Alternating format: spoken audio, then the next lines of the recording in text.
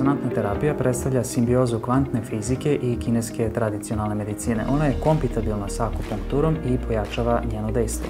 Kineska tradicionalna medicina ima energetsko poimanje čoveka. Ona nam govori da kroz telo prolaze energetski kanali, odnosno meridijani, kroz koji protiče energija. Njih ima 12, oni su međusobno povezani i izlaze na površinu kože u vidu akupunkturnih tačaka. Iste možemo stimulisati kako iglama u akupunkturi transkutano, tako i elektromagnetnim talasima preko elektroda u biorezonantnoj medicini.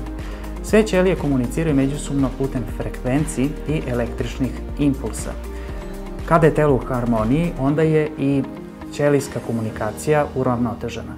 Međutim, brojne negativne supstance imaju svoju negativnu frekvenciju, što narušava ćelijsku komunikaciju i rezultira pojavom određenih patologija.